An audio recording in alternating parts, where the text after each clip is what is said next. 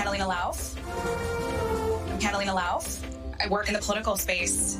And I'm Madeline Lauf, and I'm the founder of Vegan Health, a children's nutritional company.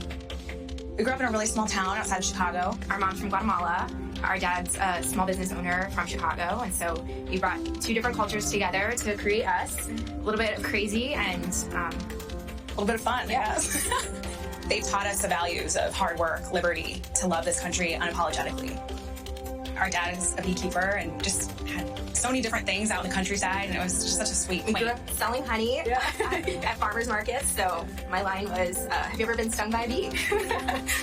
But really it was teaching us, again, entrepreneurship, small business, self-reliance, and that we're the ones that need to put in the hard work to get what we want.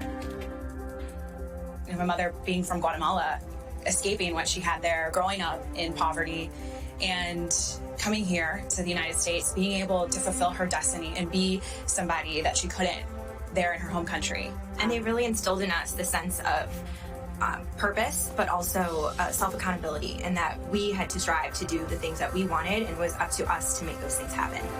In America, there's no ceiling of opportunity. You know, you define your own destiny through personal responsibility, through hard work, through having a moral value system. That's the American dream, and President Trump's providing that for everybody.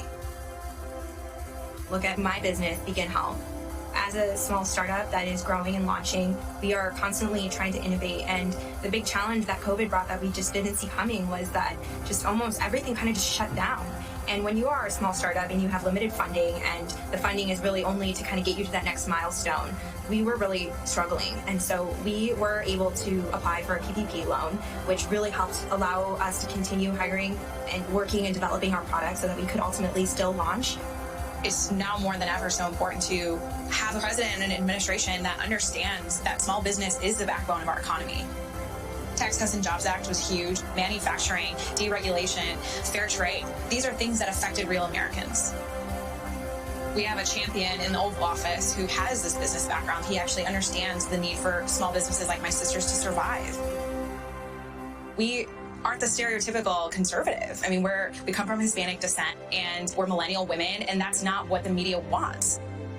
And so somebody like AOC, Alexandria Ocasio-Cortez, this far left, these women come out with these very, very destructive political ideologies that are trying to infiltrate millennials and the next generation. I decided to step up and say, well, we need a counter voice to these women. There has been an assault on capitalism, just generally. And I think it's very scary to imagine a Biden world where the progressive wing ideas are starting to take front and center stage. You know, that will really choke the American economy. There will be overregulation, overtaxation. It's very hard to innovate through those two things. And ultimately, what's really sad is the thought of, you know, making all of us dependent on the government, and we are not going to allow that. I've seen a lot of moderates, a lot of people now changing over because of everything that's been happening. This is a taste of Biden's America. I mean, the rioting, the crime, freedom is at stake now, and this is going to be the most important election of our lifetime. We want to preserve the America that our mother came here for.